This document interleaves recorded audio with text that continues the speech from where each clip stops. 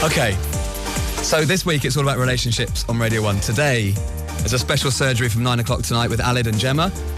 And every DJ today has brought in a member of their family to take part in their show and co-host. It is my absolute pleasure to welcome along a very important person in my life and the most special guest we've ever had. Good afternoon, Dad. Good afternoon, Greg. All right? And yeah, fine, and thanks for having me here. Not a problem. You're sounding very smooth over there. Well, years of training. Okay, so this is a slightly odd, but welcome to Radio 1. Thank you. It's a pleasure to be here. We can now watch you on the live cameras, actually. So give a little wave to that one over there. There he is. That's Alan. So can I just first of all warn you, as we do with all our guests, no swearing. Of course. No gratuitous brand name mentions. No, because you want a new car, don't you? So Well, absolutely. Don't start bigging up Mazda or something. No, I won't. Okay.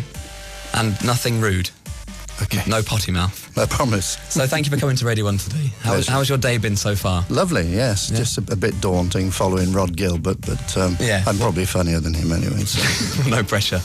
Now, producer Neil and Sarah have made you welcome, have they? They have indeed, thank you. Now, I don't really know what's going to go on here, to be honest. I think there's going to be a stitch-up, as there always is. Well, we're in the same position then. Well, hopefully it won't be like when Alicia Dixon came in and I had to get naked. No, I don't think you'll need to do that today. I've seen enough of that in the past, thank you. What we have got, though, is some questions from the listeners. The first one is from Cara, who's in the ferry. Did Greg ever throw massive tantrums as a teenager? I'm not sure about throwing tantrums as a teenager. I mean, he may even actually do them now, I don't know. But certainly when he was younger, he used to genuinely throw the toys out of the pram.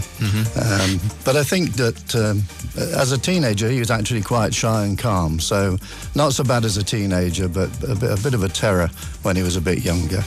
Okay. Question 2, Aaron in Aberystwyth. Are you proud of Greg becoming a radio disc jockey? It would be very difficult to say no, wouldn't it? But yes, I'm immensely proud of what Greg does because it's something that he's always been interested in.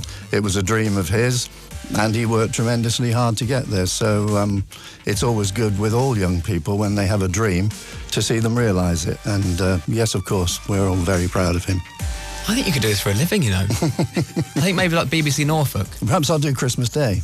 Or do a tinsel takeover. Okay, I'll do that. Would you do it? Or I'll do the breakfast show if that's easier. Fine, whatever, yeah. Do you want to? You can co-host with Sarah, maybe. That would be fine. Excellent. And you can cook Christmas lunch. Okay, good. Kelly from Swansea. Was Greg a mummy's boy or a daddy's boy growing up? Spill the beans, Alan. Well, I think that he's probably taken most of what we both have, really.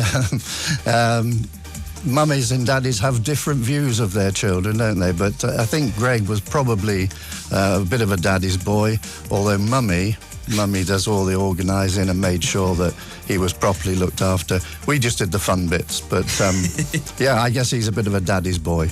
Yeah? Would you say? I think so. Good. Your mother will probably disagree. Yeah. I get as stressed out as you do. You do. That's for sure. Yeah. And I'm unable to plan stuff. Yeah, I've taught you both of those great skills. Yes, stress. To be stressed and also not to be organised. Okay. We should get to know you a bit more, I think. Tell everyone what you used to do. I think that's quite interesting. You're now retired. We brought you out of retirement for today. Yeah, it's been a long time. Yes, I was once a teacher for nearly 30 years, the last 7 of those years as a head teacher. But as they say, I'm all right now. Exactly.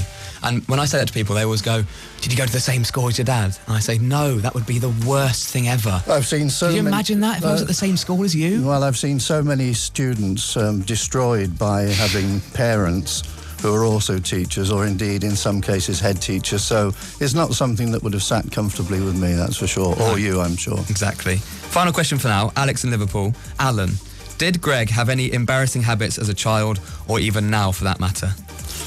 I wouldn't want to comment on your habits now, but certainly... You can. This is the whole idea of this whole thing. I'm used to being ripped every single day. It's fine.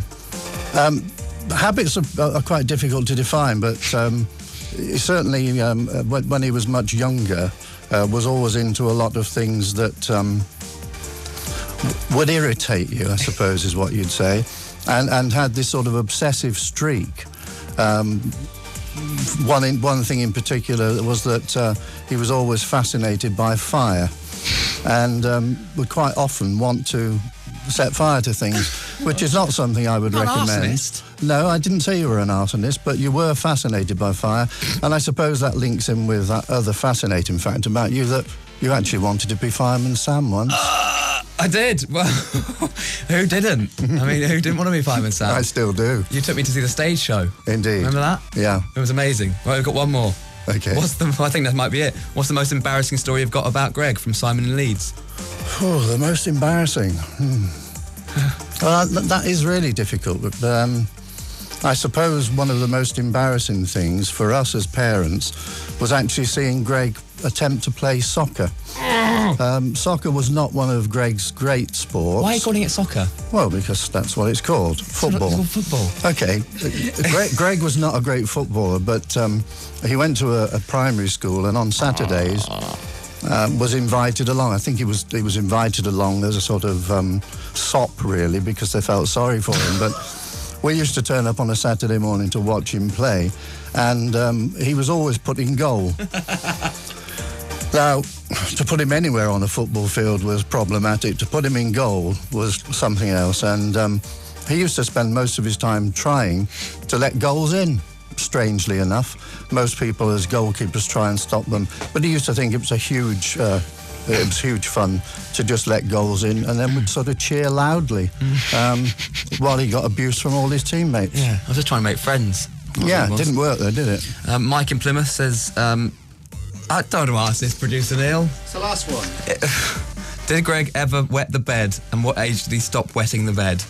I don't remember him ever wetting the bed. He used to throw drinks over himself quite regularly by accident. When?